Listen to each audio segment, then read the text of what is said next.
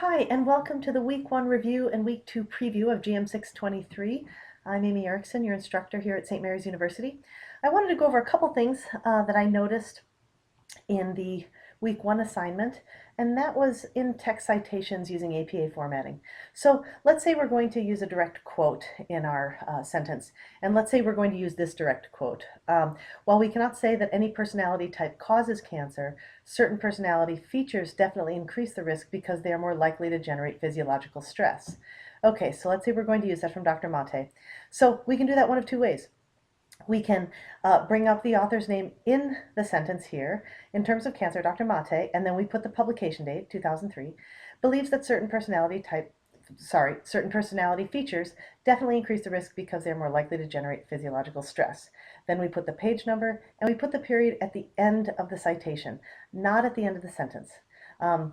So you can do it that way, or you can do it this way where you put the author, publication date, and page number all at the conclusion of the sentence. Again, the period going at the end of the citation.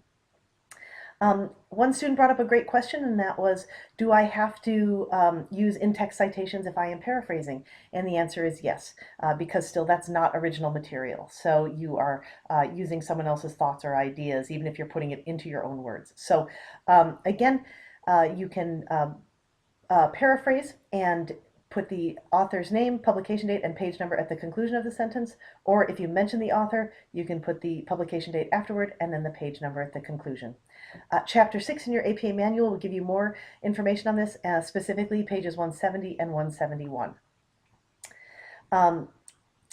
Sometimes you may be referencing an entire work and not just a specific quote, and so if that's the case, you're not required to use page numbers. So I use the following example. Dr. John Rady, 2008 was the publication date of his book Spark, is considered a pioneer for his work surrounding physical activity and cognitive development. So you would, however, need to list that text in your list of references because you are making reference to it, but you do not need the page number since you are discussing the work as a whole and not necessarily one or two ideas from it. Now your reference page, the word reference needs to be capitalized and centered at the top. All entries need to be double spaced, and you need to use a hanging indent, and that's new to some people.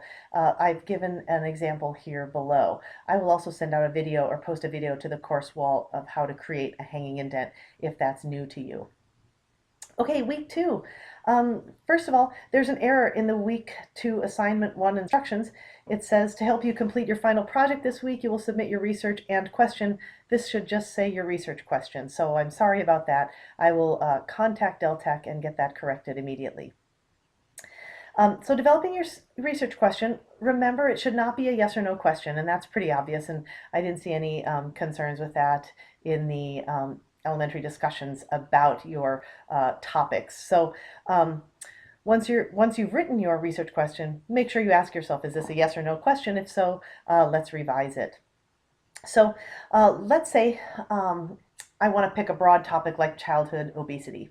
We'll go through the PICO process together here to create a research question. And remember that a research question is not a thesis statement. We will be working on thesis statements in an upcoming unit.